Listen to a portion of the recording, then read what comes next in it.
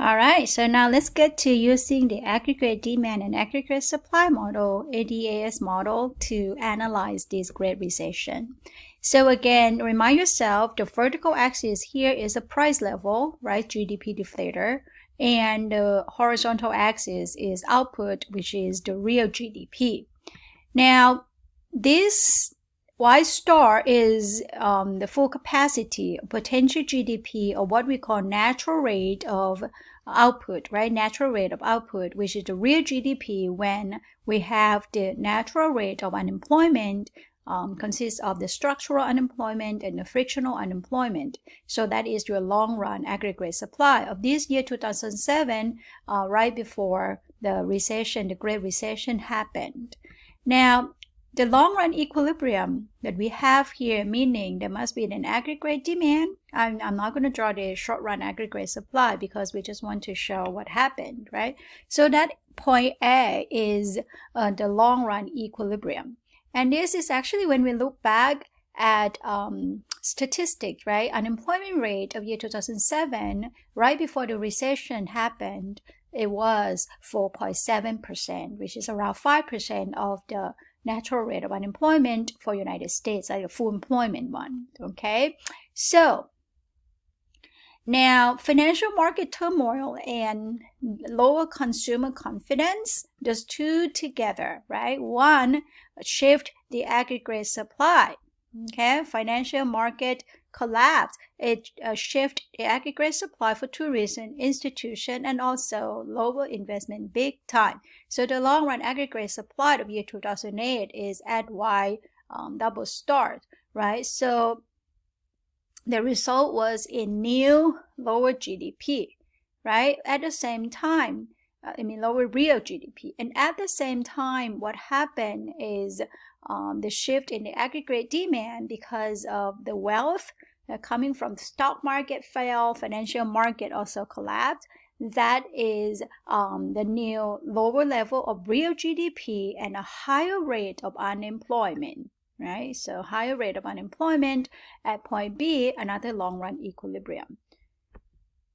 So let's summarize what happened. One more time, both aggregate demand and the long-run aggregate supply decreased, okay?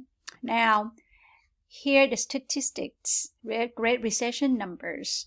Second quarter of year 2007, pre-recession, unemployment was 4.7%, like I said, below 5%, and the real GDP was growing at 3.6%.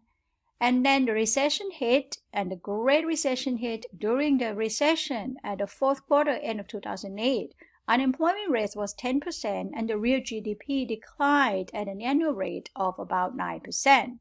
And then when the recession officially over in 2012, the real GDP was growing but at a very slow rate of less than 2% annually, and the unemployment rate remained at 8%. So those are statistics that happened during the 2007 to 2012.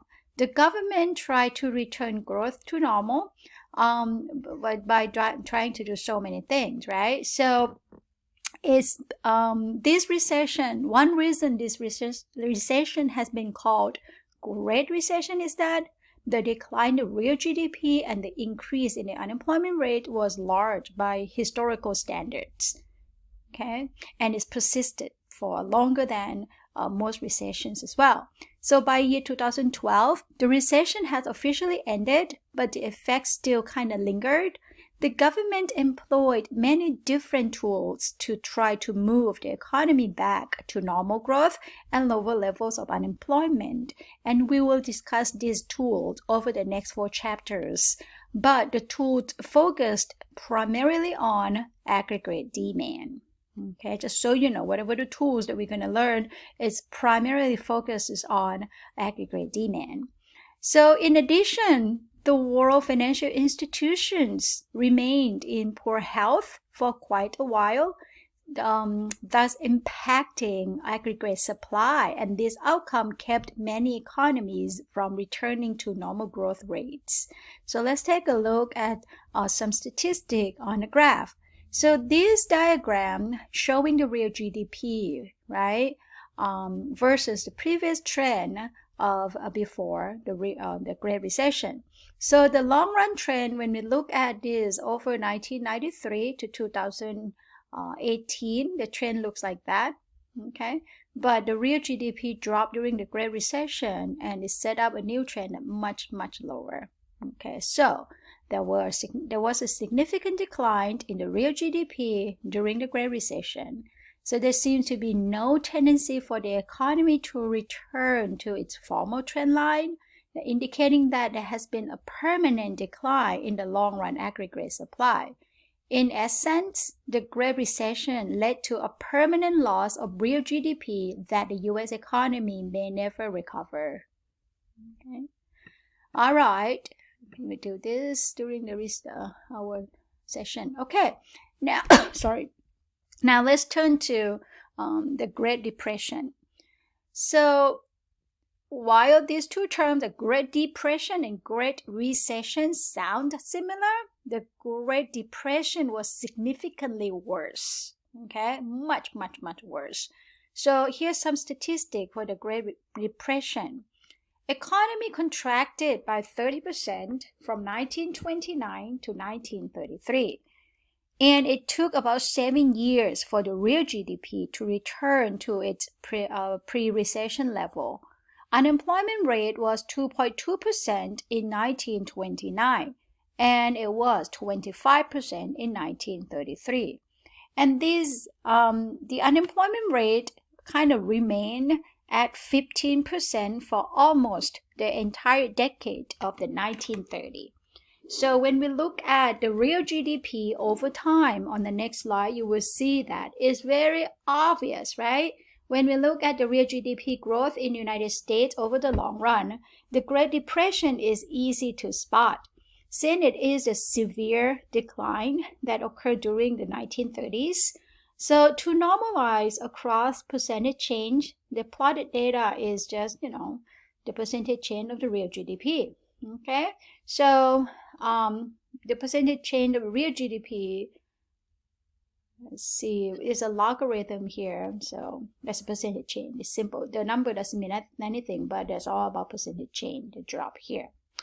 Okay, all right. So on the next slide, we are going to compare the two phenomena here, the Great Recession and the Great Depression.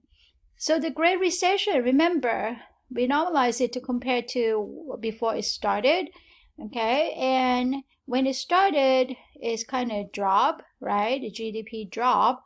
And then it took about 4 years, see, from the start until it reaches back the pre-recession level. But for the Great Depression, it took a total of 7 years, right, to reach the pre-recession level. That makes sense? Okay, during the Great Depression, real GDP fell by almost 1/3, and it took 7 years to return to its pre-recession level. The decline in the real GDP during the Great Recession seems like meager, right? All right. So now on the next slide, this slide showing the unemployment. During the Great Depression, the blue line, the unemployment rate climbed to over 25%, right, and remained over 15% for almost the entire decade of the 1930s, many years. But these levels far exceed the unemployment rate experienced during the Great Recession of 2007, 2008, 2009. Okay. All right. Now we are going to use aggregate demand and aggregate supply to analyze the Great Depression. So again, the Great Depression was characterized by some unique conditions. What are those conditions? Number one, effects were deep and long-lasting. And it was actually two separate recessions, 1929 to 1933, and then again 1937 to 1938. So most remarkable is that prices across the economy fell. So you have to keep in mind, the Great Recession, price remained kind of fixed, not fixed, but constant at that level. The price did not go down. But during the Great Depression, the prices across the nation fell throughout the decade. Okay, so at the end of the 1930s, the price level was still 20% lower than 1929. So this indicated that the primary cause of the Great Depression was a decrease in aggregate demand, right? Not from the aggregate supply. All right, let's take a look with the graph. Here we go. When you look at the aggregate demand and aggregate supply model, let's put up the long run aggregate supply first. Here the aggregate supply in 1929, right? And the unemployment rate back then was about 3%. Unemployment is considered full employment condition. And we have the aggregate supply short run and aggregate demand in the short run of 1929. So point A was the long run equilibrium before the Great Depression. And there's a big shift in the aggregate demand, and we're going to see the causes of shift in the aggregate demand in a minute. The aggregate demand shifted big time. It's a really big decline in aggregate demand in 1930s. So the significant decline in aggregate demand occurred for several years, as indicated by a shift in this, right? As we have seen in our study before, a significant decline in aggregate demand after this 1929 can actually help explain all three symptoms of the Great Depression. What are the three symptoms of the Great Depression? One, lower real GDP, okay, from Y star to Y1, very low GDP. Two, higher unemployment rate, 25%, right? It was only 3% in 1929. By the end of the 30s is 25%. And a lower price level shown as the decline from 100 to 80. So those are three things that happen, right? The three symptoms that happened, and this is perfectly describing that. Okay, lower GDP, lower price level, higher unemployment rate. So now, the typical ADAS model, at point B, this point B, okay, the typical ADAS model point B, this is a short run equilibrium, correct? This is a short run equilibrium, and designated by a lowercase b now from now on, if I could, just to indicate as a capital letter as a long run equilibrium, but it's not quite, okay? All right, it's not a long run equilibrium. So now we want to spend a few minutes to talk about causes of the depression. So I'm going to start the next video because I want to devote all the causes of the depression in one video.